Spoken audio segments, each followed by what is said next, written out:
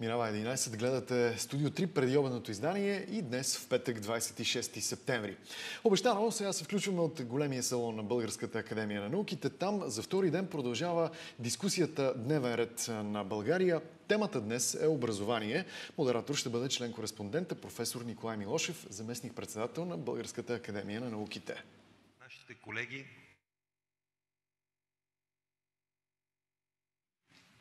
очертаем основни моменти, които би трябвало да представим пред обществото от една страна и пред всички политически сили и да потърсим консенсуса, а не е трудно да бъде намерен, повярвайте ми, предполагам, че в края на дискусията всички ще се убедите в това. Проблемите на образованието много лесно могат да бъдат консенсусни за всички нас, така че действително в следващите 20-30 години образованието да бележи един ръст по отношение на качество. Нещо, което всички ние, които сме в гилдията, си мечтаем в последните 25 години.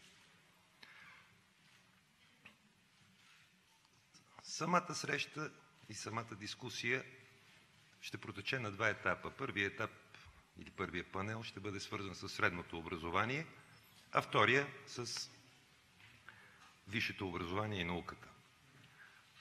Поканили сме за първата част настоящия заместник-министър в служебното правителство, не защото е заместник-министър, а защото тя е ръководител на регионалния инспекторат по образованието на София, на най-големия инспекторат в София, госпожа Ваня Кастрева. Заповядайте, госпожа Кастрева.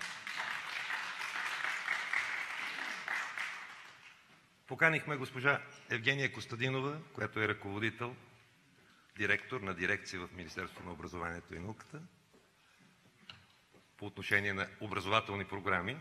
Заповядайте, госпожа Костадинова. Една от добре познатите наши колеги в сферата на средното образование, успешният директор на Националната търговско-банкова гимназия, госпожа Иванова.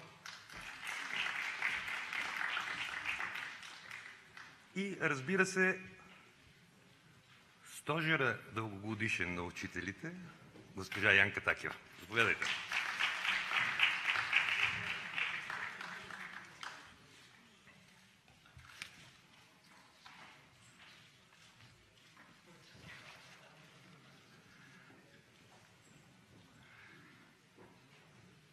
Преди да започнем с реалната част на нашата дискусия, искам от името на всички ви да благодаря на нашия министър-председател, професор Близнашки, който в напрегнатото си ежедневие намери време, за да бъде тук сред нас, тъй като той е част от нашата колегия.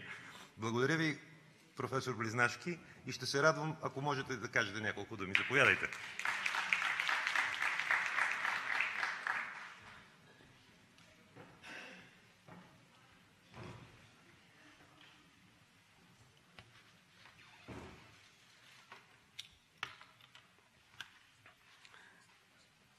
Уважаеми господин Милошев, уважаеми участници и гости в дискусията, приятели и колеги! Напоследък по различни поводи се налага да припомним значението на образованието за нацията ни и страстта на българина към познанието. Уважението към онова познание, което отваря врати и изгражда основите на просперитета на всеки народ и на всяка нация. Може би ние българите имаме едно особено чувство към образованието, защото още при учредяването на институциите, политическите институции, на новата ни държавност, непосредствено след освобождението, у нас се създава едно общество от свободни и равни помежду си граждани. Добре знаете, че Руско-турската освободителна война изиграва ролята и на аграрна революция и у нас всеки българин не просто се оказва свободен гражданин на своята държава, но и собственик на своето парче земя, от което черпи и прехраната на своето семейство и своето лично достоинство. Добре знаете, че Търновската конституция прогласява началното образование за задължително за всички български граждани, Така че в България се формира едно особено отношение към образованието, защото то се превръща в основният, да не кажа единственият критерий за успех в българското общество. И това придава един особен характер на нашето общество, изключително динамичен характер, както неотдавна имах повод да кажа, едно общество, в което никой не си знае мястото. Веднага беше разтълкувано това в един негативен смисъл, но той има и своята добра страна. Всеки има своя шанс за изява и за напредък, своя шанс за доказване в обществения живот. Радостен съм, че в днешната дискусия ще участват представители на различните политически партии. Време е по тези въпроси да се постигне един национален консенсус, за който вече неведнъж се говори, за да можем наистина да се възползваме от онези възможности, които предоставя нашето членство в Европейския съюз и с оглед на онези програми, които ще бъдат представени на общественото внимание, свързани с одобряването на общата рамка за взаимодействието между България и Европейския съюз.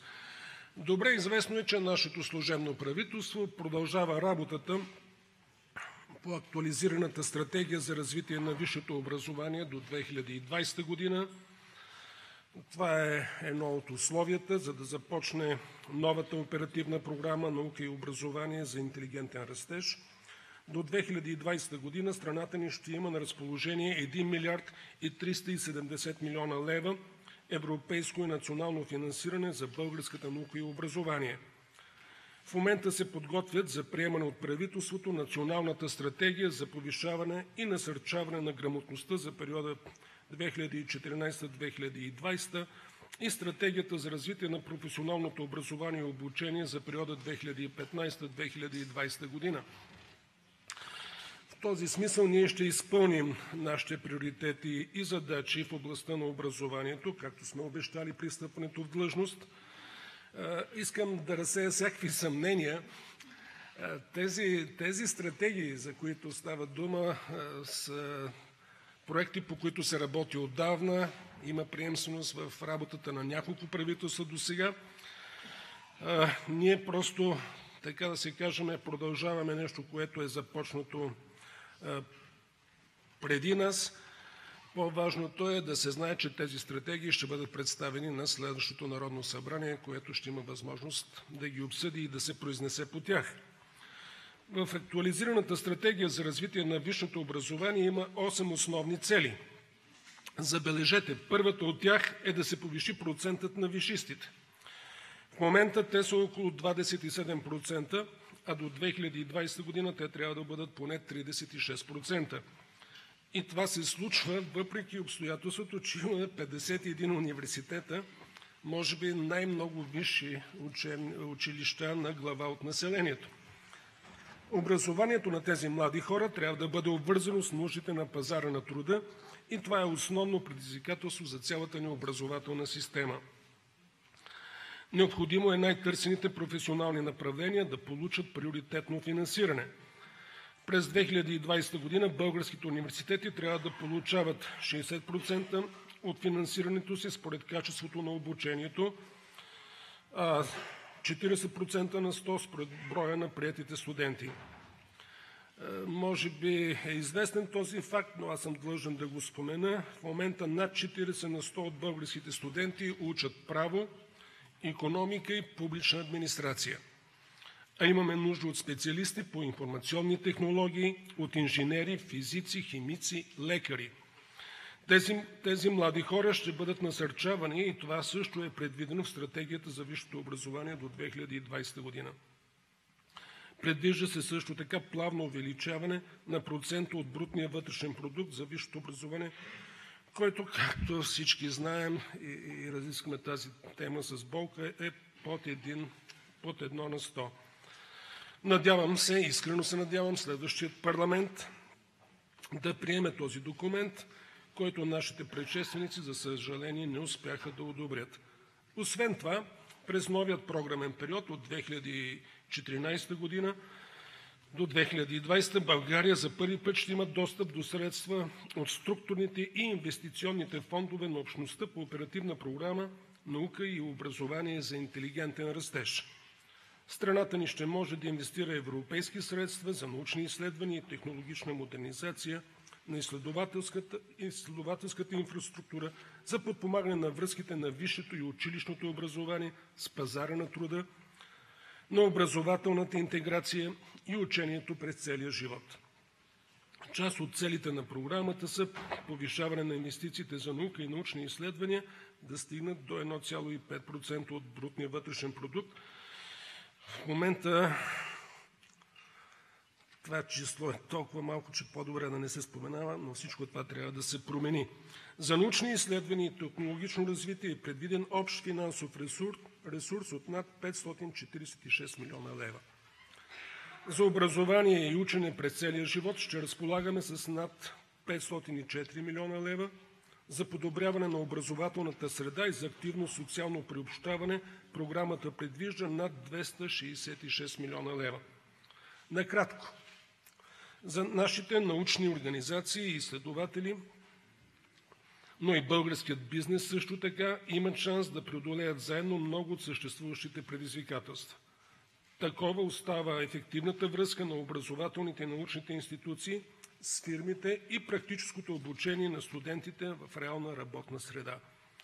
По отношение на училищното образование е крайно време да въведем дуалната система на обучение. Нямаме време за губене, защото пазарът на труда не чака никого.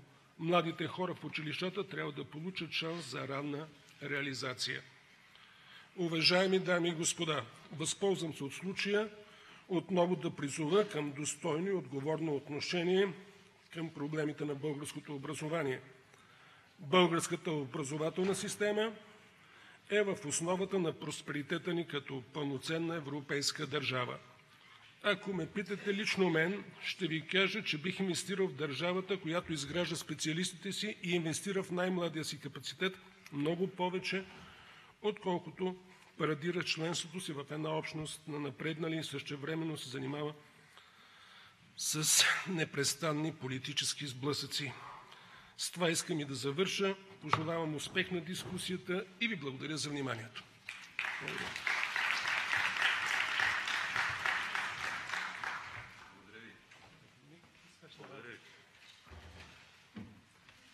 Благодаря, господин премиер. А сега за няколко думи кана представителя на кметството на град София, господин Тодор Чобанов. Госпожа Фандъкова се извинява пред всички вас, че за съжаление е възпрепятствана днес и не може да участва, тъй като тя, всички знаем, е част от нашата гилдия, но за съжаление няма да може днес да присъства. Заповядайте, господин Чобанов. Уважаеми господин министър-председател, уважаема госпожо заместник-министър, дълбокоуважаеми господин Воденичаров, уважаеми дами и господа, скъпи приятели! Щастлив съм да ви поздравя от името на нашия кмет госпожа Йорданка Фандъкова и лично от мое име, като участници в днешната изключително важна дискусия. За нас е удоволствие да приветстваме както организаторите на събитието, така и всички вас, които са загрижени за българското образование и наука. Като учени знаем, че първите държави възникват, когато се появява писмеността. Образованието и науката са в основата на всяка държавност. Дискусията днес е много важна, защото е крайно необходимо да постигнем консенсуса за необходимите мерки, включително законодателни и финансови, които да ни позволят да развием образователната система и науката като най-важна основа за икономическия прогрес на нашето общество. Не може да има просперитет без силно образование и наука. Няма по-добра инвестиция от образованието на младите хора, няма по-добра инвестиция от тази в научни изследвания. Постиженията на българските учени, медалите на нашите ученици ясно го доказват. Още веднъж ви поздравявам от името на нашия кмет. Приемете нашите най-искрени пожелания за много успешна и ползотворна работа.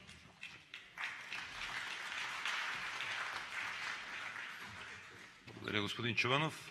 А сега две в едно госпожа Ваня Кастрева от името на Министерство на образованието и науката. Доцент Румяна Коларова е в Брюксел, предполагам за оперативната програма, така че няма как да присъства също тук. Заповядайте, госпожа Кастрева. Уважаеми господин министър-председател, уважаеми академик Воденичаров, уважаеми професор Милошев, дами и господа!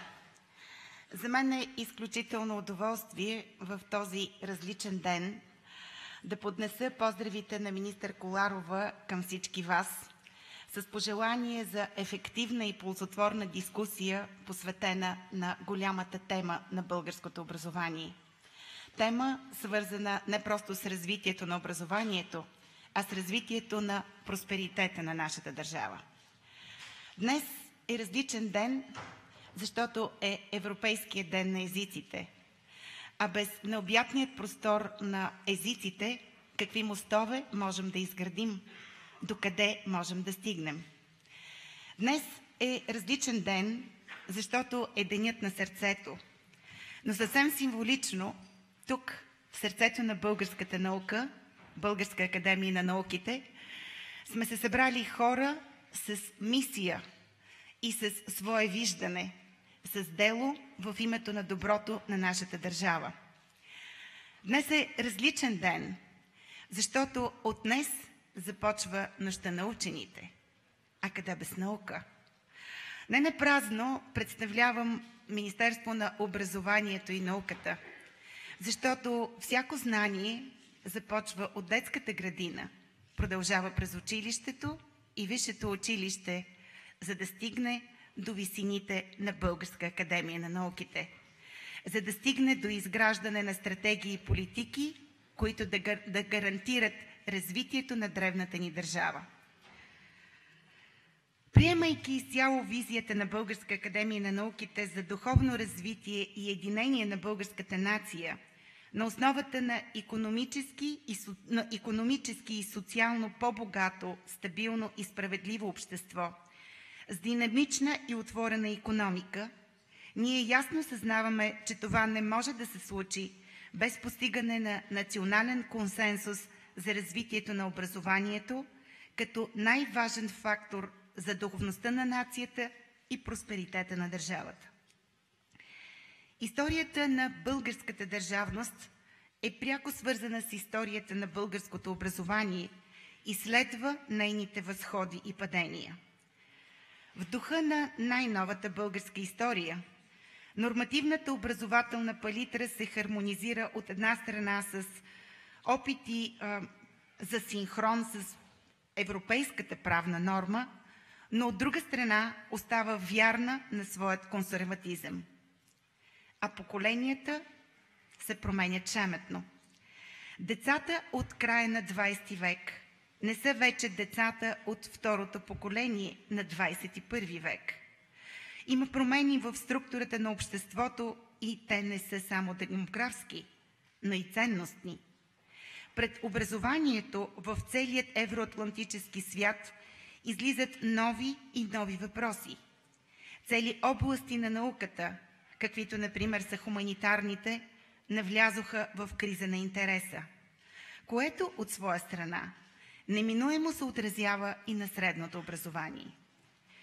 Приетият през 1991 година Закон за народната просвета и подзаконовите нормативни актове от няколко години са в обсега на политически коментари и опити за осъвременяване.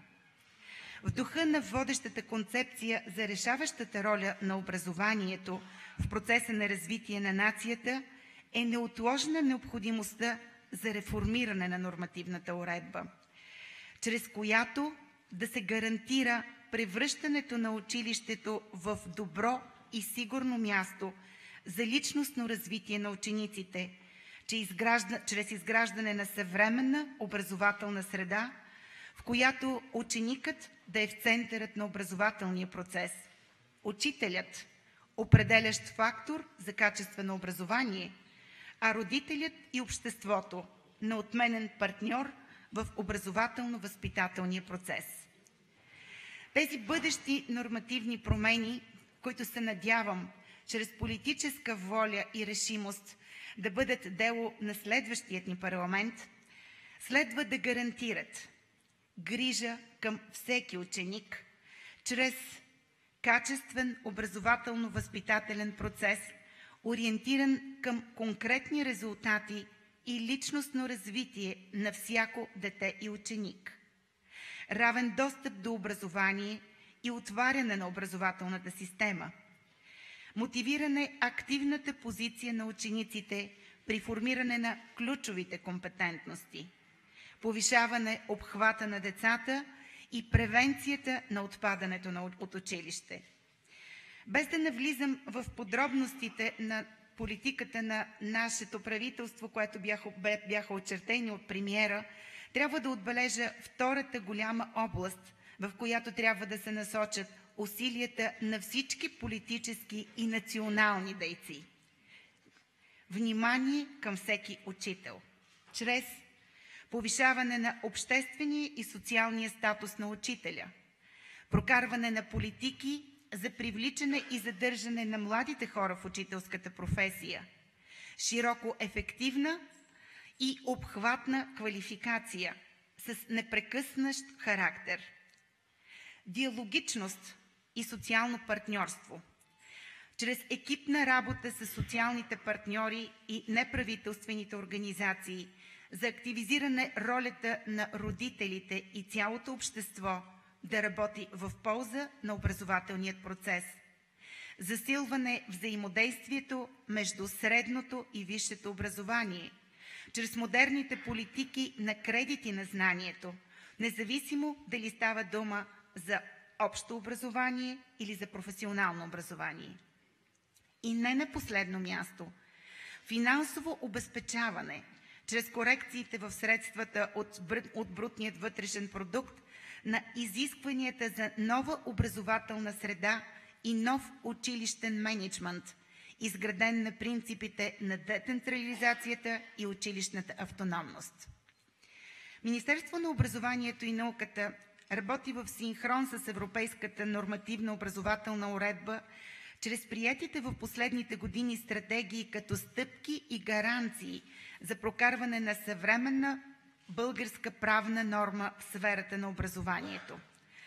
Това, което изтъкна и министър-председателя, е факт, на който трябва всички да обърнем внимание и да отстояваме в бъдеще. В образованието нещата се случват в името не на политически, а на държавен интерес. Затова и в последните години бяха предприети няколко изключително важни стратегии за развитието на средното образование, сред които трябва да спомена стратегията за намаляване дела на преждевременното напусналите образователната система, Националната стратегия за учене през целия живот, Националната стратегия за развитие на педагогическите кадри с предстоящото приемане на нейния план за действие. В момента предстои приемането на стратегията за развитие на професионалното образование и обучение, която е в ход на публично обсъждане. Обсъжда се и проекта за национална стратегия за насърчаване и повишаване на грамотността за периода до 2020 година. Актуализиран е проекта на стратегия за развитие на висшето образование в Република България и нейният план за действие. Тези стратегически документи са и гаранция за бъдещото добро управление на новата оперативна програма „Наука и образование за интелигентен растеж“, както и предпоставка за прокарване политиката на Министерството на образованието и науката за равен достъп до образование и качествено образование чрез прозрачност и демократизъм в управлението, приемственост и предвидимост на развитието, екипност и стабилност на решенията. Вярвам, че чрез усилията на всички ни ще успеем да изведем чрез добри решения образованието от движението му по инерция от едно предишно време, с увереността, че знанието е първата стъпка към успеха, а неговият градеж започва в детската градина и училището. Ползотворна работа и успех на всички ни, които посветихме тези няколко часа за доброто бъдеще на българското образование. Благодаря ви, госпожо Кастрева. А сега давам думата на госпожа Евгения Костадинова за нейното кратко изказване на тема необходимия консенсус и какво да се учи в училище. Уважаеми господин министър-председател, уважаеми академик Воденичаров, уважаеми професор Милошев, уважаеми дами и господа! Сигурно ще прозвучи много познато, но за мен наистина е изключителна чест, преди всичко чест и удоволствие да съм тук. Бих искала да благодаря за поканата. Високо оценявам и идеята на БАН и на вестник Стандарт да започне сериозния разговор за образованието. На мен се пада и тежката чест да отворя дискусията по една конкретна тема, както беше представена, какви компетентности са необходими на съвременните млади хора или за необходимия консенсус какво да се учи в училище.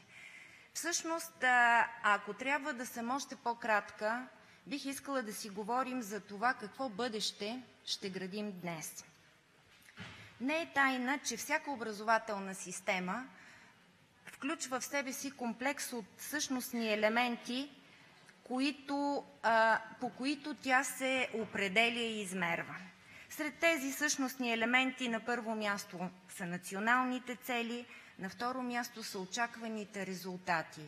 Това какво, защо, колко и как трябва да се учи. Разбира се, говорим си за учебни програми, учебни планове и стандарти. Тук са учителите, средствата за постигане на резултатите, учебници, помагала, електронно съдържание, образователната среда, финансирането и управлението на качество. И ако за първият всъщност елемент, националните цели, обикновенно се дават 3-4 много ясни определения, че те трябва да са ясно дефинирани, широко споделени, отразяващи съвременното състояние на обществото и свързани с националната традиция. Още по-ясни са определителите за очакваните резултати, за това какво да се учи. Компетентностно ориентирани, реалистични, ясни, разбираеми, измерими. Често нашата образователна система е обект на коментари, анализи и на критики. За какво най-често ни критикуват? Обикновено се изтъква ниската функционална грамотност на учениците, претоварените учебни програми, недостатъчните часове, което налага да се припуска през материала, без да се изграждат умения, възпроизвеждането на готови постановки, провокирано нерядко и от все още недостатъчно съвременните начини на оценяване и изпитване. Не се гради умение за мислене и прилагане на теорията в практика при решаване на практически казуси.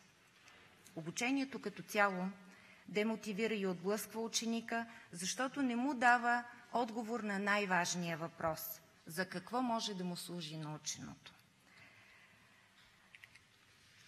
Всичкото това трябва, разбира се, да се отчете при наличието на някои специфични национални характеристики. Когато си говорим за това какво, защо, колко и как трябва да се учи, на първо място трябва да отчетем факта, че нашите ученици тръгват на училище по-късно в сравнение с средното от Европа. Имат по-малко учебни часове в рамките на задължителното образование в сравнение с средното от Европа. Имат по-кратко учебно време в сравнение с останалите европейски страни. По отношение на учебния план той е относително балансиран. Често образователната ни система се оценява през международните изследвания, макар тяхната цел да не е винаги и дори въобще да не е да оценява самата образователна система. Две са основните международни изследвания, върху които стъпваме, когато правим оценки на това какво знаят и какво могат нашите ученици.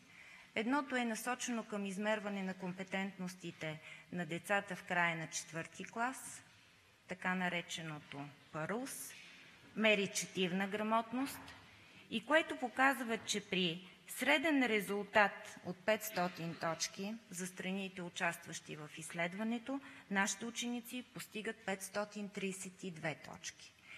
Иначе казано, те са на 16-то място от 48 участващи страни. По отношение на базовата грамотност, защото това е основното, което измерва изследването, може да се каже, че нашето училище дава компетентности на едно високо равнище. Веднага след това идва обаче другото изследване – ПИЗА, което измерва компетентностите на 15-годишните ученици почти пред прага на края на задължителното образование. Това е големия ни проблем и голямата ни болка, защото нееднократно, не е тайна, много пъти е коментирано, че нивата, които постигат нашите ученици по отношение на функционалната грамотност, са незадоволителни. Още сме далече от поставената не само за Европа цел, но и поставената национална цел от 30% ученици, които да са под критичното второ равнище. Това ни поставя пред предизвикателства, които трябва да решим, пред въпроси сложни, които нямат единствен правилен отговор и които наистина трябва да се вземат с консенсус. От една страна, желанието повече часове да има по всеки отделен учебен предмет. От друга страна, по-малко да са натоварени нашите ученици, да нямат по 7 и 8 часа на ден. От една страна, да има повече време в учебното време да се градят умения. От друга страна, да имаме повече учебно съдържание, да включим всичко това, което традиционно се е изучавало в годините, но и съвременното, новото, без да махаме нищо. От една страна, да сложим акцент на функционалната грамотност и на ключовите компетентности. От друга страна, да следваме академичния курс на университетите в представянето на всяка една наука. Тоест да учат всичко. От една страна, усещането за някакво орязани часове по всеки един учебен предмет. Това усещане идва в сравнение с учебен план от предходни години, от преди 90-та година, когато всички часове са разпределяни между предметите. От друга страна, автономията на училищата да разпределят част от часовете в учебния план между предмети, които те преценят, че са необходими и отговарят на интересите на учениците. От една страна, желание за рамкови изисквания и компетентности и свобода на учителя да постига резултатите с методите и целите, които той прецени, че са подходящи за учениците. От друга страна, желанието за единни учебници, единни методики, единни изпити. От една страна, интегритет, взаимосвързаност, междупредметни връзки, трансверсални компетентности, които не се градят единствено и само през познатите ни учебни предмети. От друга страна, включване на нови предмети, тясно предметно делене, обособяване. Виждате въпроси, пак ще кажа, трудни, без еднозначен отговор. Без какви решения обаче не можем? Не можем без решение да запазим националната традиция, като учебното време в учебния план запазим като натовареност. Следва да запазим баланса между отделните културно-образователни области и учебни предмети. Следва да увеличим часовете за упражнения за сметка на часовете на знания, за нови знания, но това значи редуциране на учебно съдържание. Училището следва да запази възможността си да разпредели част от учебния план на училищно равнище, защото той е израз на автономията и израз на облика на отделното училище. Водещи следва да са ключовите компетентности и уменията, необходими в 21 век, а не на знанията. Това обаче може да стане за сметка на изоставяне на изучаването на всички възможни теории, факти, теореми, събития, доказване на закони, класове, разреди и така нататък според отделните дисциплини. Обучението в училище не може и не бива да повтаря обучението в университета. Уменията на учителите следва да са обвързани много тясно с потребностите на учениците. Защото, както и госпожа Кастрева каза, съвременният ученик е много различен като интереси, като информационна среда, като общуване, като житейски планове, като ценности. И училището трябва адекватно да реагира на неговите потребности. И не на последно място, дискусията за образованието да се води публично, решенията да се вземат експертно. В заключение бих искала да повторя това вече, което прозвуча и в изказването на госпожа Кастрева, това, което прозвучава като консенсусни твърдения в цялата дискусия, която в последните дни се води за образованието. Отговорите не са лесни и няма универсални решения, а поколенията наистина се менят шеметно. И без отлагане трябва да решим какво бъдеще градим днес, макар и не с пълно съгласие по всички промени, но с обществен консенсус. Благодаря ви. Благодаря ви. А сега давам думата на госпожа Емилия Иванова, директор на Националната търговско-банкова гимназия.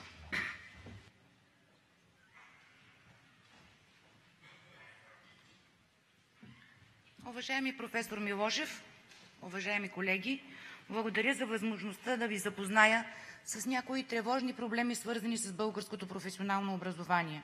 Това, което ще изнеса като данни пред вас, е резултат на един анализ, който ежегодно правя, защото ние се интересуваме не само как се развива нашето училище, а и цялото професионално образование. През 2009 година в професионалните училища са се обучавали 131 хиляди ученици. През 2014 година 90 хиляди. Намалението е с 41 хиляди ученици или 30%. Най-голямо намаление на учениците има в професионално направление техника – 38%, но независимо от това броят на обучаваните ученици в това направление остава най-голям – 41 хиляди. Съобразно единния разходен стандарт средствата за професионално образование са били 209 милиона през 2009 година.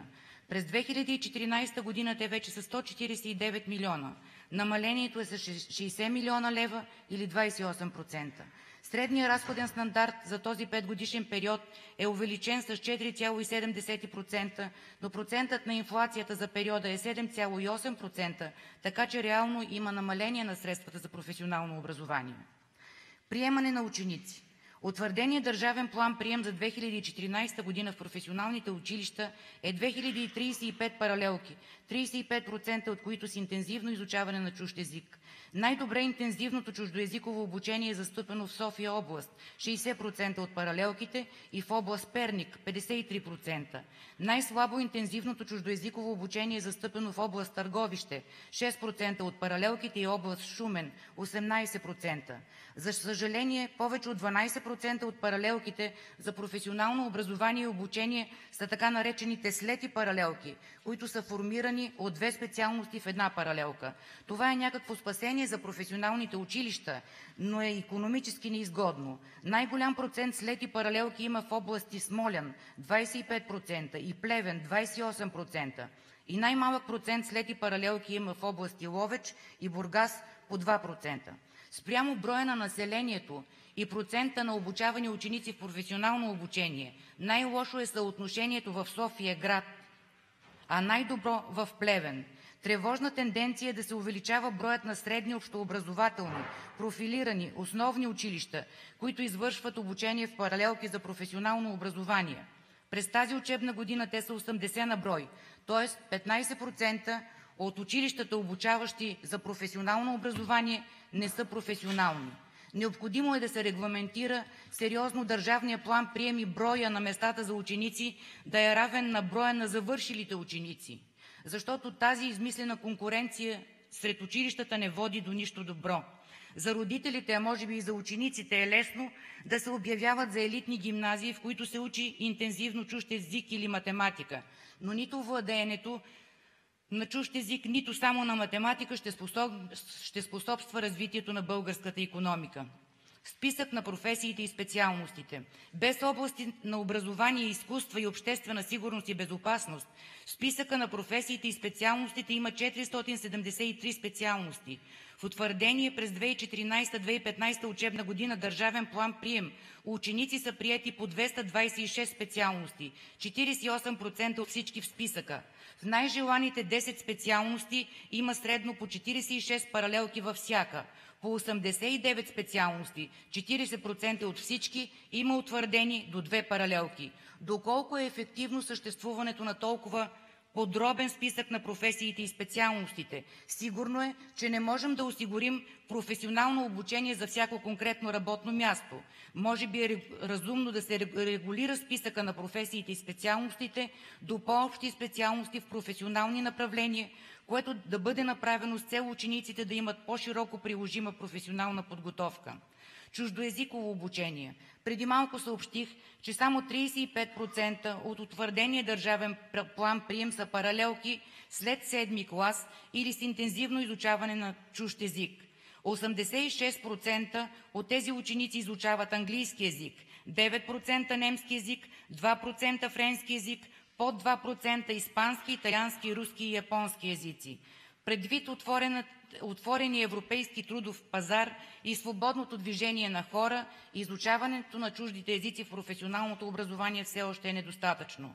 Начини на дипломиране и документ за образование и професионална квалификация. До 2002 година съществуваше степен на образование и професионална квалификация, наречено средно специално образование, което може би всички си спомняме, че беше разпознаваемо от обществеността и работодателите. В момента дипломата за средно образование е отделена от степента за професионална квалификация. Минахме и през един тежък период, в който за трета степен на професионална квалификация учениците трябваше да се обучават до 13-ти клас, т.е. до 20-годишна възраст. Слава Богу, този процес завърши.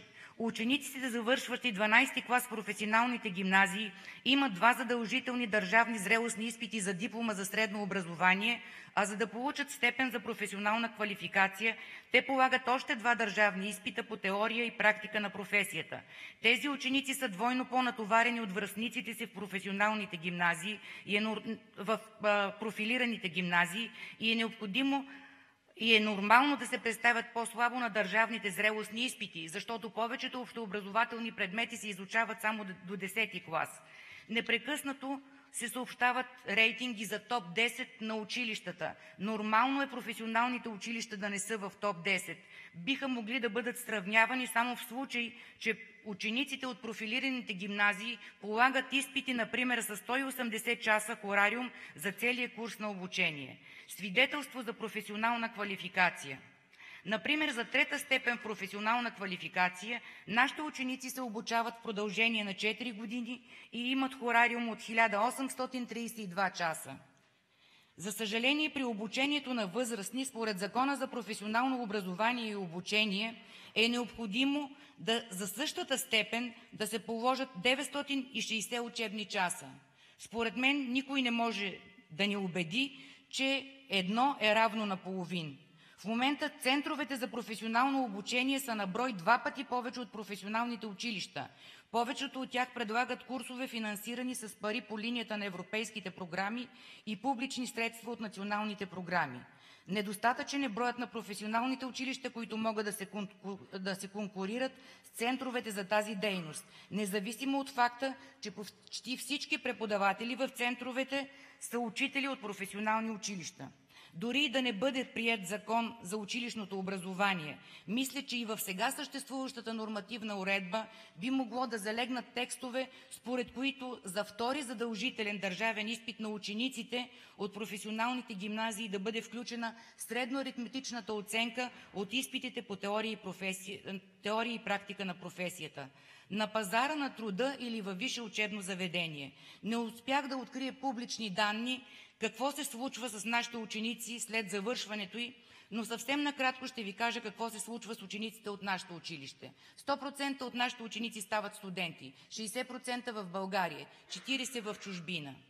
20% от учениците сменят професионалното направление. 80% продължават обучението си в областта на икономиката, финансите и информатиката. Гимназията има договори с различни университети. Например, с Университета за национално и световно стопанство, Висшето училище по застраховане и финанси и Нов български университет. С две от тези три училища ние имаме договори за признаване на кредити. С държавното висше училище все още нямаме. Може би е необходимо и смятам, че дори и наложително да бъде прието и в държавните училища да могат да се признават кредити на учениците от професионалните училища. По този начин ние ще спестим и пари, и време, и на родителите, и на учениците, и на държавата. Връзка с работодателите. Мисля, че всички професионални училища проявяват големи усилия в тази област. Трябва да ви кажа, че за нашето училище е много трудно по време на държавните изпити да осигури присъствие на работодатели за членове на държавните изпитни комисии. Обикновено получаваме учтиви отговори, че не разполагат с такива специалисти. Но, например, има много голям интерес от страна на работодателите за работата по проекта „Ученически практики“, по който за една учебна година в нашето училище са минали в 7 групи при 7 работодатели 268 ученици. И един много интересен факт искам да споделя с вас. На времето училищата, които обучаваха учениците за професия, се наричаха техникуми. В момента пред името на всяко училище се сложи професионална гимназия. Да ви прочета няколко абревиатури, ако можете да разберете кое училище е това. ПГССТ, ПГСАГ, ПГМСС, ПГТХТ, ПГМКР. Това всъщност прави нашите училища допълнително неразпознаваеми и за родителите, и за учениците. Дори ние, които работим в системата на образованието, сме затруднени да разберем кой колега от кое ПГ е. И наистина това е проблем, особено при кандидатстване на учениците. И последното, което искам да споделя с вас, това е необходимостта от обществено и медийно отразяване на резултатите и институционална подкрепа. Сигурно ще ви припомня сега един афоризъм от Алиса в страната на чудесата. Там е казано: ако 2 пъти наречеш едно дете прасе, то се превръща в свиня. За професионалното образование 20 години се говори, че то е слабо, училищата са слаби, учениците са слаби, работодателите са недоволни. Това изобщо не е така. Ако всички хора, които имат отношение към отразяване на резултатите на професионалното образование, бъдат по-обективни и не се говори само за резултатите на нашите отлични, безспорно отлични ученици в олимпиади по физика, химия, математика и други предмети, а и за резултатите на учениците в професионалното образование, мисля, че нещата няма да стоят така. Благодаря за вниманието. Благодаря, госпожо Иванова. И госпожа Янка Такиева за обществения статус на учителя.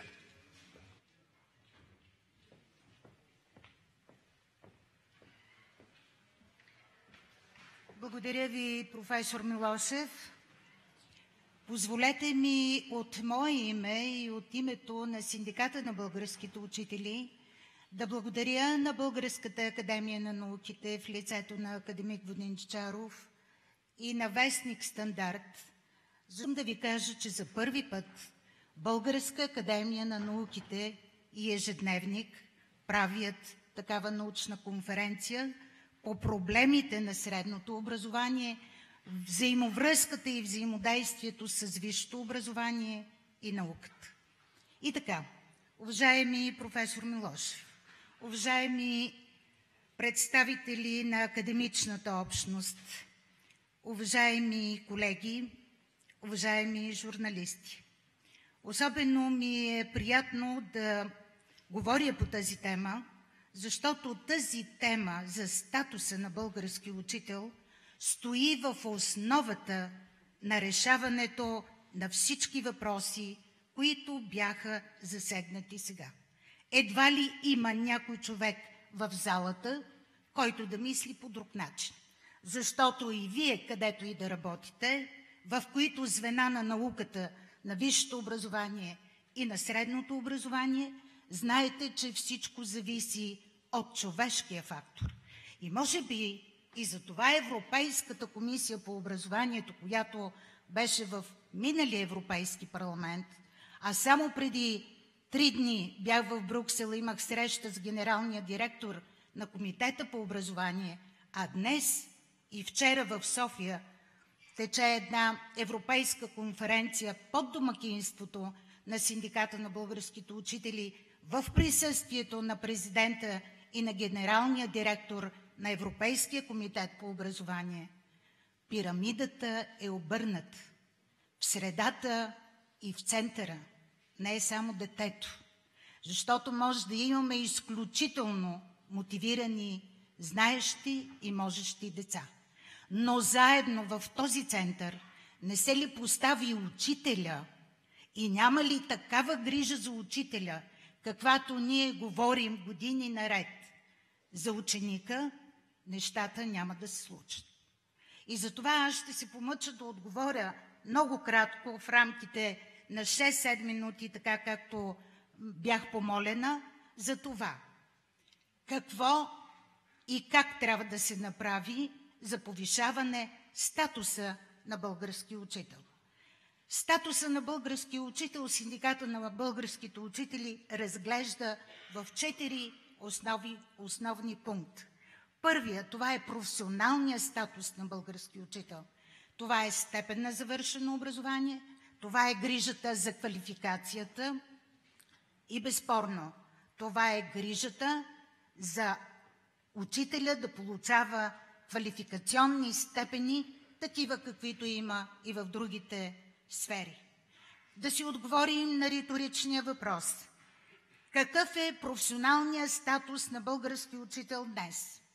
Отговаря ли този професионален статус на нуждите и потребностите на новото поколение, което, както подчертахме тук, беше казано, че новото поколение е съвсем различно от поколението, което стоим в залата, това, което се разхожда по булеварда и това, което е вътре в детската градина, а да не говорим това, което е в училище. Подготвя ли висшето образование необходимия днес български учител? Категорично Синдиката на българските учители смята, че трябва да се подобри и усъвършенства подготовката на бъдещия учител. И Болонския процес го е казал.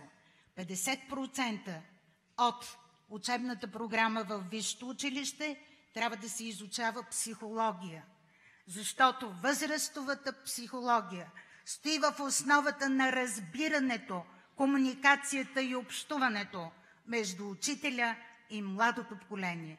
И днес имаме разминаване в общуването. Ние не се разбираме помежду си.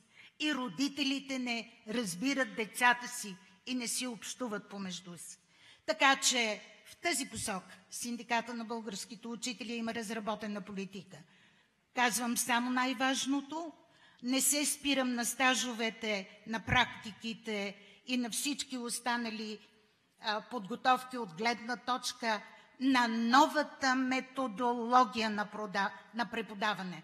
Уважаеми колеги, ние си говорим за грамотността, за успеваемостта, за развитието на личностната мотивация на младите хора. Кажете ми и отговорете на въпроса ми. Днес има ли мотивация младия човек?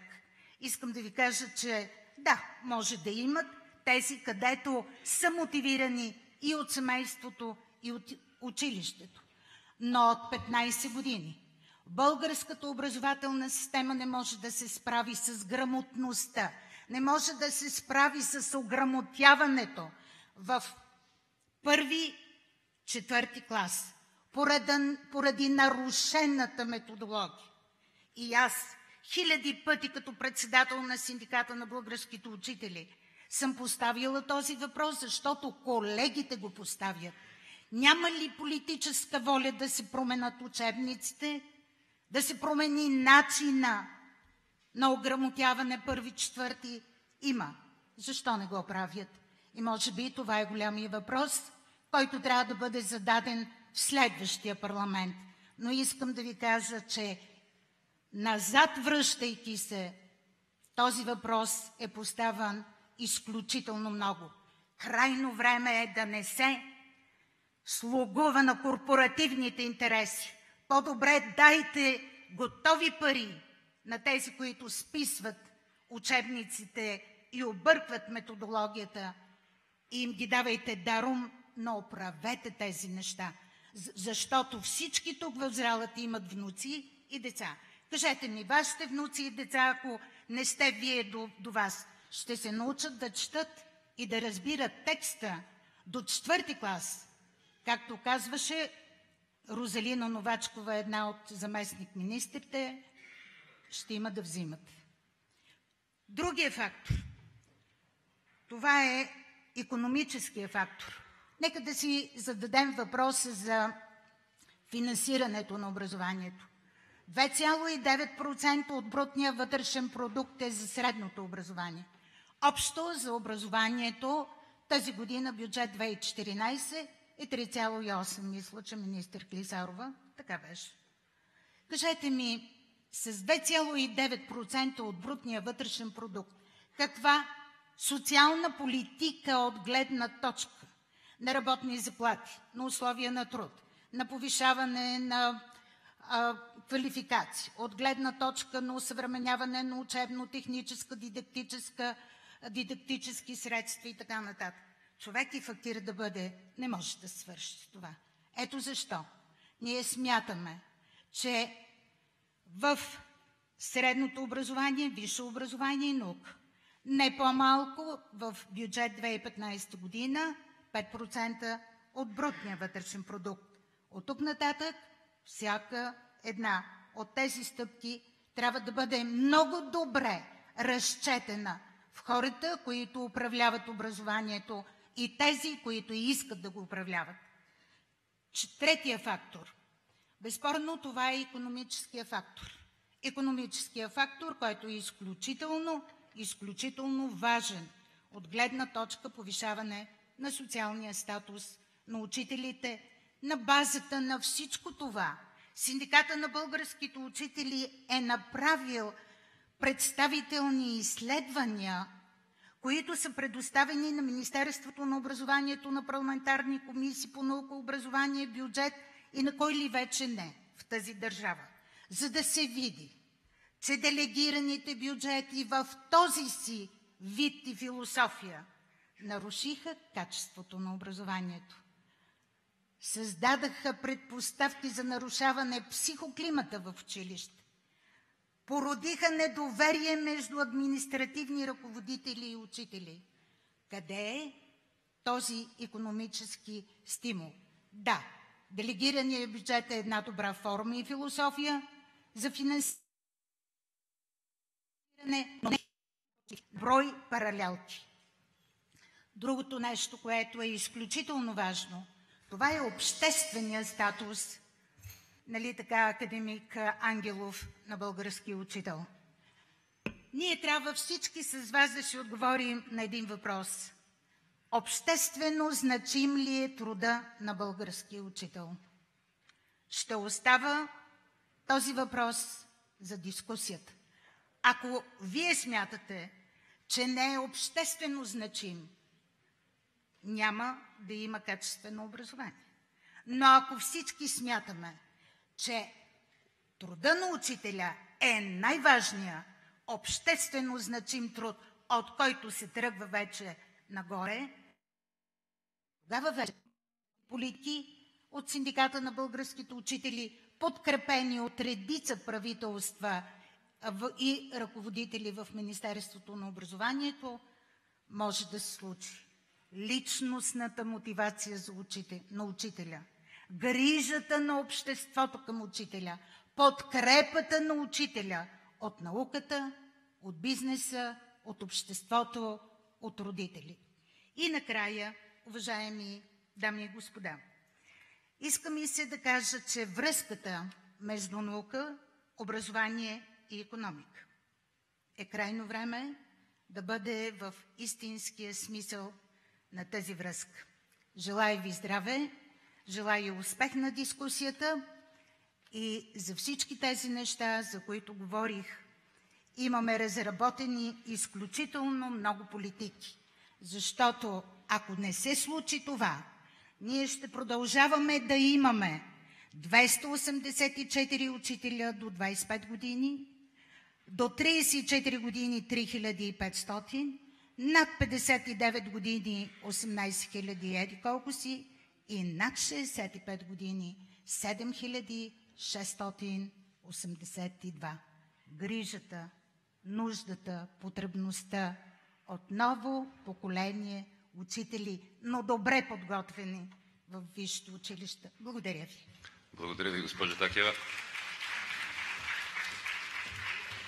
Колеги, тъй като виждам, че излизаме доста извън определеното време, а все пак хубаво е да се вместим в определени граници, имам едно предложение. Нека сега да дадем думата на политическите сили, които биха искали да кажат няколко думи пред самите избори, а към всички останали професионалисти отправяме едно предложение. Ако сте съгласни, нека приемем това за начало на нашия разговор, а на 1 ноември, Деня на народните будители, отново тук, в тази зала, да се съберем, за да дискутираме, като междувременно моя имейл адрес, който може да видите на сайта на Академията, е на ваше разположение. Това, което искате да дискутирате, искате да кажете, пратете го на моя мейл. Аз ще помоля колегите тук седящи също да се запознаят с тях и действително да направим една втора среща, втора дискусия, която да не бъде свързана само с доклади, да бъде чисто професионална, на която, разбира се, всички политически сили са поканени, госпожа Такева също, разбира се, на която действително да отделим пак час-два да поговорим за средното образование. Може би още час-два да видим как ще тръгне втората част за висшето образование и наука. Така че, ако смятате, че това е разумно, може би така ще влезнем в това време, което днес ни е отредено и ще можем по-спокойно да поговорим за всичко това, което предстои в системата на средното образование. Тогава няма да бъде късно, защото тепърва тогава точно ще бъде създаден, живот и здраве, новия кабинет и мисля, че това, което ние можем да му представим като един продукт, ще бъде за него добър старт. Съгласни ли сте, колеги? Благодаря ви.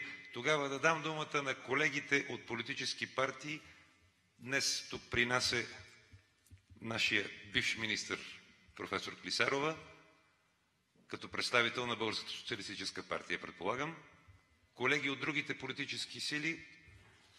Извинявайте, професор Станилов, ние се видяхме в фоайето, но аз забравих, че сте тук. Да. Извинявайте, да, разбира се, ще дам думата и на вас. Заповядайте. С една молба. Нека да бъдем кратки, за да можем да бъдем максимално предобедни. Обещавам да бъда съвсем кратка.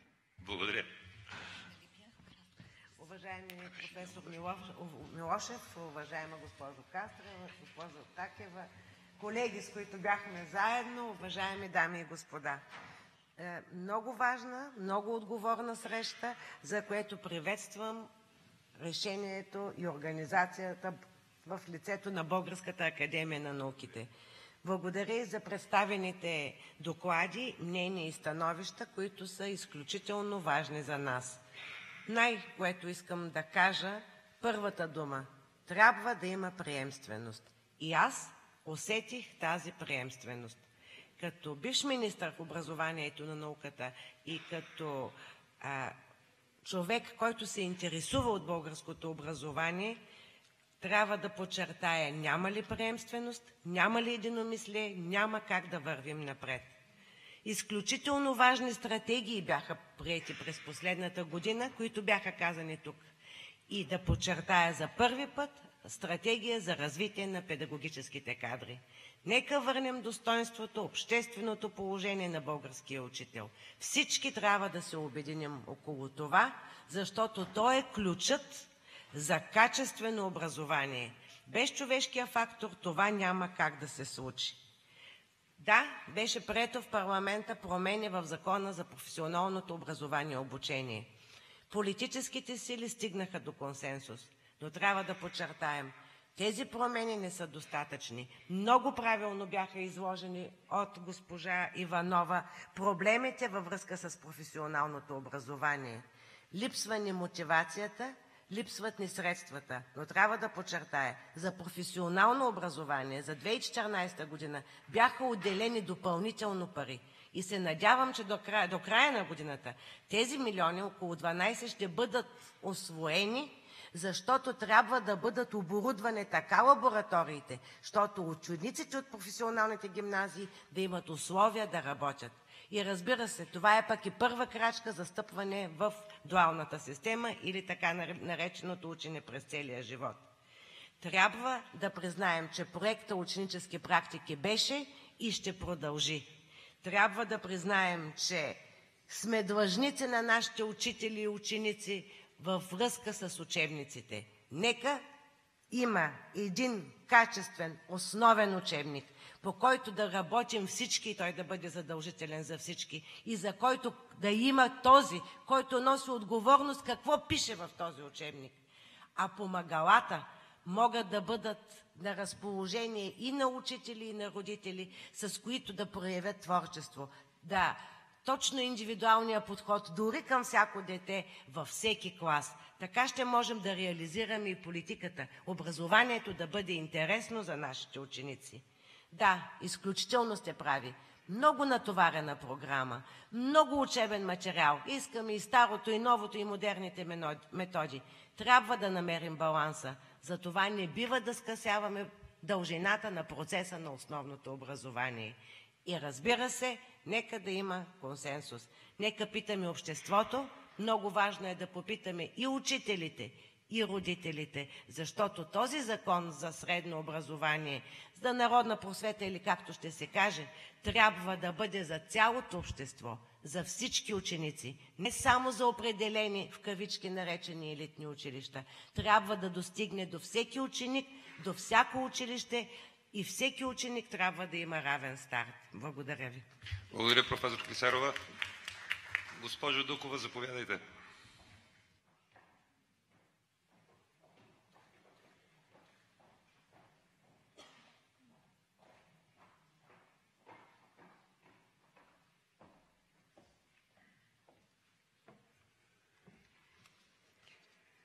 Уважаеми дами и господа, на свой ред ще благодаря искрено и от сърце за тази дискусия, която наистина е в началото на едни много решаващи избори за България, но те не са важни от гледна точка на българското образование, защото това, което е направено до момента, е доста закъсняло и ние трябва много да бързаме, за да можем да го възстановим. Аз искам да благодаря. Облегчена съм безкрайно много от изложението на госпожа Кастрева и на Жени Костадинов, защото това беше политическата и държавническа концепция на политическа партия ГЕРБ по отношение на развитие на средното образование. Изцяло и категорично. Ще изразя позиция и за това, че наистина съм съгласна с констатацията на госпожа Такева и на министъра на тройната коалиция, че приемственост в българското образование наистина е необходима. Но българското образование не е политическа територия. За сметка на това обаче, политическите партии трябва да могат да слушат, а политическа партия ГЕРБ чува и слуша. И какво направи? Толкова е необходим този закон за предучилищното и училищното образование, че ние сме наистина безкрайно закъсняли и аз преживях своята драма, когато 42-то Народно събрание не успя да го приеме. Един закон от 1991 година с 17 некореспондиращи с него документи, който е по всякакъв начин остарял, трябваше много бързо да бъде приет. За съжаление, не успя и следващото Народно събрание по много, разбира се, фактори, които обусловиха именно това. Ще кажа само няколко неща. Образованието наистина трябва да бъде национален приоритет. В образованието е консенсус на територия, но не можеш да бъдеш и да постигаш консенсус, когато казваш, че трябва да има един учебник. Ние говорим за училищна автономия. Ние говорим за диверсификация на учебни програми и за тяхната децентрализация. Категорично несъгласие. Обществото и училището трябва да се отворят, за да може избора и учителският престиж, това за което говори госпожа Такева, наистина трябва да бъде огромен, а той се решава и в тази посока. На второ място, връзката с родителите за мен е безкрайно важна и ценна. Да, детето е център във вниманието на нашия закон. Философията му беше споделена. Учителят е модератора на този процес, но родителят е важният и съществен партньор. Ние не можем да направим дуално образование, това за което се говори в професионалното образование, ако го няма бизнес.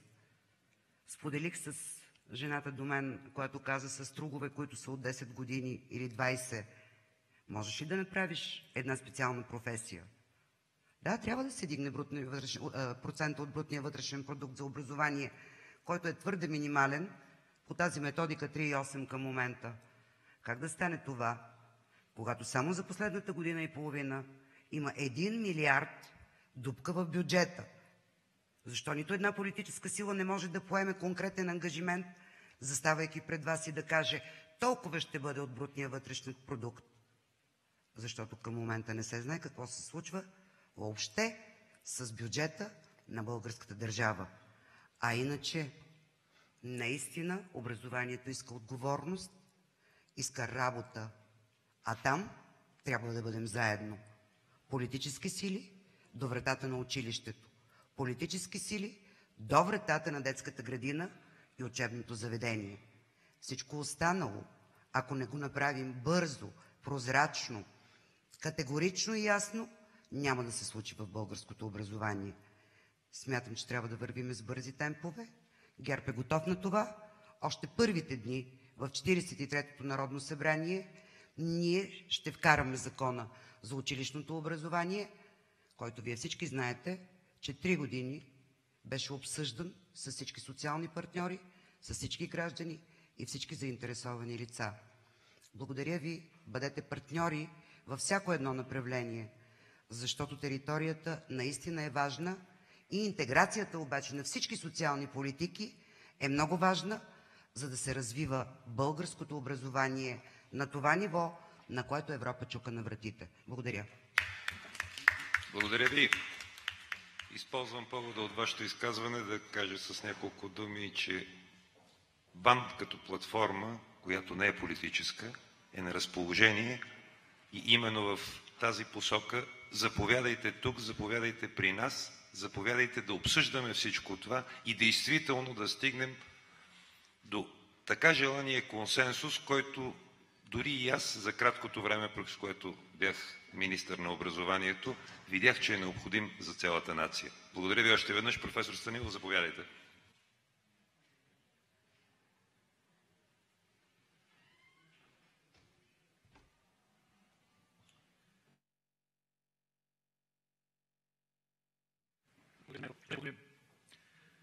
И за средното и за висшето образование, понеже ги смятам за неразривно свързани и смятам, че това е тяхното развитие е въпрос най-напред е въпрос на обществена нагласа и след това на държавна политика. Никакво добро образование няма да се получи, като отсъстват добре обмислените и насочени политики. 2009 година случайно в интернет прочетох една статия от известния на много хора в тази зала професор Илиян Миков, който работи, икономист, който работи в Сингапурския университет. Тогава работеше, сега не съм проследил къде работи. Там беше написано, в тази статия много добре обосновано беше написано мнението, изложено мнението, че България може да, с добре насочена и добре изпълнявана програма от последователните правителства, може да стане за около 15-20 години високо развита технологична държава. Тук си идваме до думата. Самоцелно образование няма. Образованието винаги служи на обществените нагласи, отразени в целия обществен живот в страната, на политиките и прочее, и прочее. Каква държава искаме да бъдем? Като народен представител 3 мандата, непрекъснато слушам как от трибуната, когато обсъждаме бюджета, приоритетите на съответните правителства са туризъм и селско стопанство. С мотиката и с сервитьорския поднос напреднала държава няма. Напредналата държава е високо развита технологична държава, а аз до сега не съм чул от 25 години след промяната насам такова нещо. Когато ругаем комунизма, да се спомним съветниците на Тодор Живков, кои бяха най-близките. Професор Иван Попов, спомните ли си кой беше? Професор Ангел Балевски, помните ли кой беше? Германските възпитаници от този целия кръг, които бяха убедили един прост селски човек, че България трябва да бъде високотехнологична държава. Че България трябва да бъде в челните редици на високите технологии. Сега идваме в Европейския съюз. Имаше една Лисабонска програма, някой спомня ли си я? Спомня ли си тази Лисабонска програма, приета с голям ентусиазъм и финансирана щедро в началото? Според нея Европейския съюз трябваше да настигне Съединените щати и Япония през 2015 година в технологично отношение. Тук беше съветничката на господин Барозо по науката преди 3 месеца, на която аз и разказах това, което ви казвам сега, и я попитах защо се случи така, че тази програма изобщо не бе изпълнена. И тя каза, не мога да ви отговоря. И казах, ще видите, че 2020 няма да бъде изпълнявана, защото чувам само пожелания и никакви мерки. Нивото на финансирането на високото образование и науката в Европа пада. След Втората световна война Френското министерство на науката, на образованието, вся на просветата, горе-долу мисля, че повярно е, всяка година излизаше с един обширен доклад за нивото на образованието. От 80, мисля, че и 2 и 3 година не излиза. Защо? Защото и там образованието пада. Тоест цялата обществена нагласа е против това, за което говорим ние. Ние се движим по повърхността. И освен висока политическа воля и ясно съзнание на интелигентните хора в тази страна, че имат желание България да тръгне по друг път, по нов път, а не само с благи пожелания, е решението на въпроса. Какво ще бъде българското образование, го решава каква да бъде България утре. Ако ние заложим, всички политически сили заложим идеята за високотехнологична развита страна, и образованието ще последва тази идея и няма да има нужда да говорим тук за дуалистично обучение, да говорим за защо имаме толкова много висши учебни заведения и тези висши учебни заведения, защо не произвеждат достатъчно количество качествени висшисти, което за никого не е тайна. Аз мисля, че тази промяна, за която пледирам и която ви говоря тук, ще реши проблема за качеството на образованието. Другата страна на въпроса, за който аз няма да говоря, е, че качеството на образованието, особено началното училищното образование, е въпрос на морал. А морала, както знаете, стремглаво се спуща надолу. Благодаря ви за внимание. Благодаря ви. Колеги, преди... Коя партия представлявате?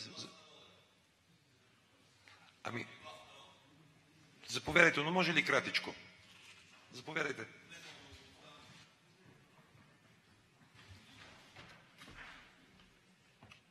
Благодаря ви, професор Милошев. За мен е голяма радост да видя БАН отворен да покани политическите сили, за да изложат своите съображения по време на избори към образованието и към науката, тъй като БАН е съпричастен към тези две дейности. Така както някога организация Когито отвори БАН да изслуша кандидат-президентите на България за техното отношение към науката, сега виждаме, че това нещо продължава. Така, тук чухме едни много хубави думи за образованието, които бяха произнесени от чиновниците от МОН, които бяха толкова хубави, че когато ние чухме после практиците, които се произнесаха, ние видяхме, че някакси двата уклона се бият. Единият беше пожелателен, а другия беше практичен. От практическите изказвания на госпожа Иванова и госпожа Такева, това, което разбрахме, е, че има сериозни проблеми в професионалното образование и че основният проблем в момента на образователната система е грамотността. В продължение на 60 години ние вярвахме, че проблемът с грамотността беше решен. сега виждаме, че той вече не е решен. Имаме изключителен спад в качеството на образователната ни система. И това може да го потвърди всеки родител, който записва детето си в училище. Ние знаеме какви битки има пред добрите училища да запишеш учениците си и в сравнение с тях съседни, също държавни училища, няма кой да иска да се запише там. Основен проблем, често пъти се споменава, че отпадането на учениците от училище. Това обаче не е вярно. Основният проблем е качеството на българското образование. Учениците не ходят на училище, защото нямат какво да получат. Фокуса на българската образователна система беше изключително променен от между 1997 и 2001 година. До 1994-1995 година България беше на челни класации по TIMSS и беше на 5-7 място в света, което означава, че ние знаеме как да се прави добра образователна система. След което последваха реформи, за да се модернизира системата и тя спадна на 300-450 място. Българската образователна система беше прекъсната и отделена от своите традиции и отиде в модели на западащи образователни системи. Ще кажа само, че никога в България не е имало задължителни детски години, дори по време на социализма никой не посмя задължително да вкара децата някъде в предучилищната възраст. Тук се направи. И това абсолютно контрастира с водещи образователни страни в Европа, като Финландия, където децата отиват от 7 годишна възраст. Да, има детски градини за всички, но всеки може да си обучава децата където и както иска, при баба и дядо, ако иска да ги остави преди 7 годишна възраст. А в България това право се отне, с което се наруши даже Конституцията. В България се направиха сумати безсмислени реформи, някои от които е, например, драстично се съкрати хорариума на природните науки, точно и на математиката, точно във възрастта, в които децата се учат на въображение и логическо мислене, което те получават от тези дисциплини. Парите за образование в България се съкратиха драстично. В Европа са средно между 5 и 7% от брутния продукт. Тук госпожа Такева е абсолютно права. Под 5% Глас народен счита, че ние не можем да говорим за реформи или за какъвто и да е напредък на българското образование. Просто нямаш пари, с които да оборудваш училищата или да платиш достойна заплата на българските учители, или да платиш на децата достатъчно упражнения, практики, професионално образование и всичко останало. Досегашните управляващи, БСП, ГЕРБ, ние ги чухме как се изказваха, не осигуриха това ниво на финансиране на българското образование и от тук нататък всичко, което кажат, е откровенно, че няма да изпълнят никаква сериозна програма по реформа на българското образование. Защото реформа без пари не се прави. Следващото нещо, което може Колега, да се каже... можем ли да спрем все пак до тук? Поуморихме хората. Може би вас ме умори. Добре, благодаря ви, професор Милошев. Благодаря ви. Има още две политически сили, които искат... 3. Заповядайте.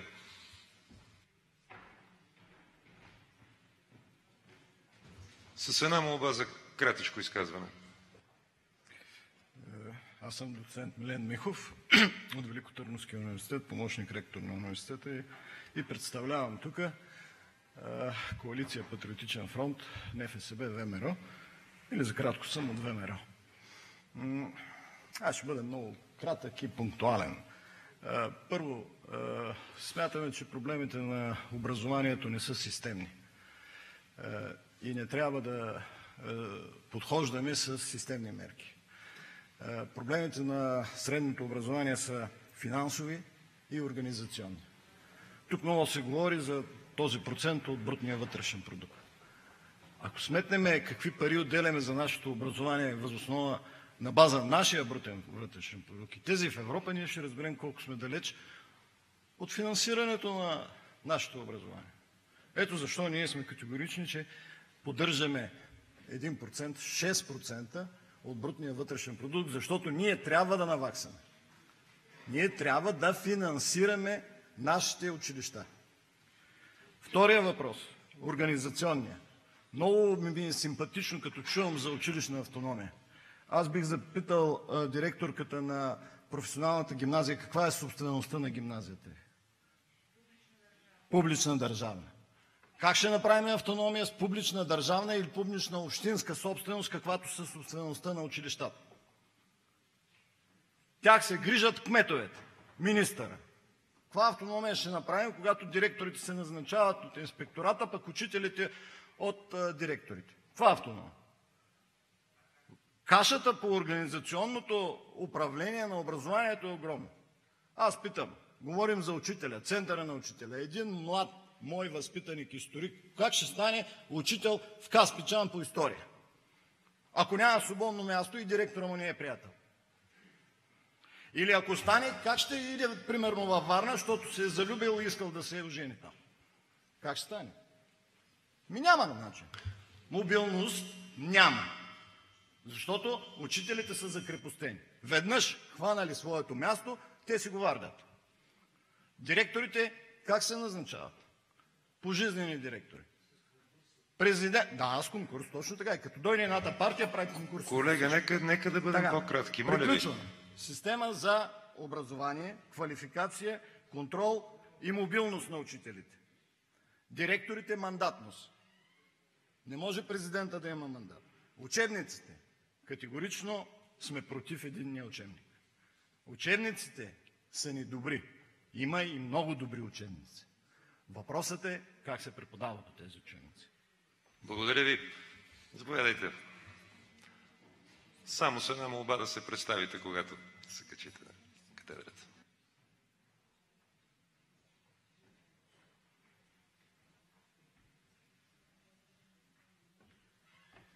Ксения Йотова, представител на Движение 21, с 37 години педагогически стаж и 14 години директорски стаж, Природно-математическа гимназия Монтана.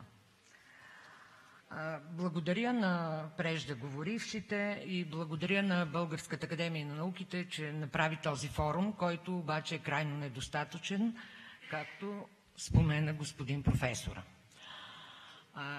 Движение 21 отчита всички проблеми в образованието, но акцентира върху двата най-важни проблема, върху които и всички останали политически сили. Това е недофинансиране на системата и недовършване на реформите.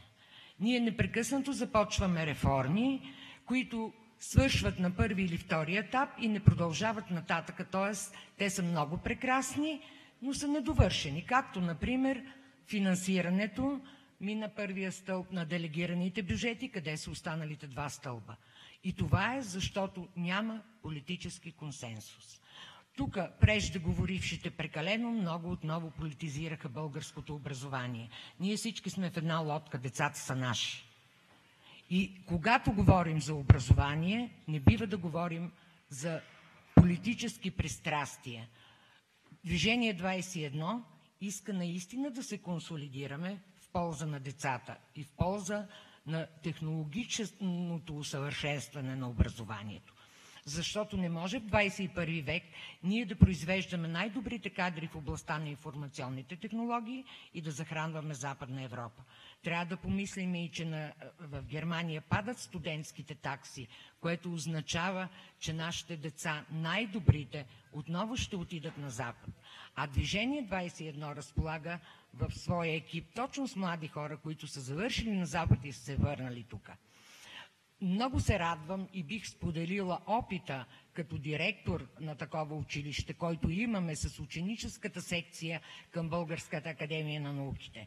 Там наистина има симбиоза между преподаватели, ученици и Българската академия. И се радвам, че академик Кендеров предложи да продължи тази симбиоза и в областта на химията, биологията и физиката, тъй като там е силна България и това го знаят в Европа, само ние не искаме да го проумееме.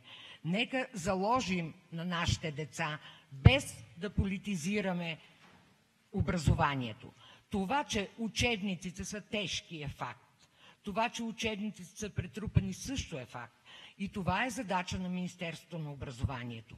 Не може с тези тежки и претрупани учебници да искаме да имаме функционална грамотност. Другото, което е, че залитаме отново по западни образци. Да, тестова система. Добре, но ние прекалихме с тестовата система. Колега, нека да оставим тези пространни изказвания за 1 ноември, когато ще бъде времето за дискусии, когато ще имаме доста повече време, за да се спрем на това. Просто ако искате нещо конкретно да кажете, моля ви, вече доста време мина. Конкретно оптимизиране системата за външно оценяване, усъвременяване на учебните програми и повишаване статута на българския учител и консенсус на всички политически сили за доброто на децата на България. Това и иска Движение 21. Благодаря ви много. За 5 минути почивка. Преди да излезнем в почивка, каня всички ви, които сте заинтересовани по проблемите на средното образование, на 1 ноември, мисля, че се пада събота, но мисля, че това не е толкова страшно, отново в 11 часа, тук в залата. На коя партия сте представител? Можем ли всички да ви помолим, защото вече доста време мина? Уважаеми дами и господа, първо да се представя, ще бъда изключително кратък. Извинявам се, че така грубо се намесих, но просто някак си... Да. Христо Панчугов се казвам аз. Тук съм като представител на коалиция Десните. Искам да благодаря на възможността на този дебат да започне днес от тази зала. Смятам обаче, че това е само начало и струва ми се, че очаквах нещо различно за този дебат. За съжаление, за пореден път се оказахме в ситуация, в която се опитваме да решаваме проблемите на българското образование на парче. Както до този момент всеки един случай. Това е типично за нашето мислене, нали? Да гледаме нещата отзад напред. Затова на мен ми се струва важно да кажа само кратко няколко неща. Ключово, според мен, за изход от кризата на образованието, с която ние сме съгласни, че съществува, е да се поставят на широка дискусия целите, които ние искаме да постигнем с българското образование. Възраждането е един много хубав пример, когато всъщност целта на образованието е била да върне българската национална идентичност. Големият въпрос, на който ние трябва да отговорим днес тук, е каква цел искаме да си поставим пред образованието. Само на мен ли ми се струва странно, че господин премиера показа цел пред висшето образование за увеличаване на процента завършили висшисти. Това, освен проблема с повече пари за университетите, аз не знам кой друг конкретно проблем решава като цел. Дали ще... Колега, нека да оставим тези неща за дискусията от 1 ноември, защото вие се разпростирате много надалеч и започвате много удълбоко. Това искам да кажа всъщност. Много ви моля, 5-6 кратки изречения. Много ви моля. Изречения. За мен не е нормално професионална гимназия 100% от учениците да отиват в университети, без да се реализират реално в професионалното си направление.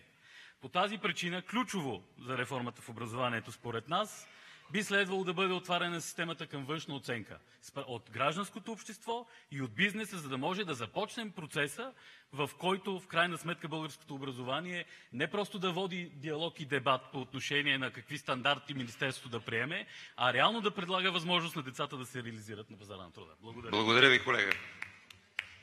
Колеги, 5 минути почивка и започваме с висше образование и наука.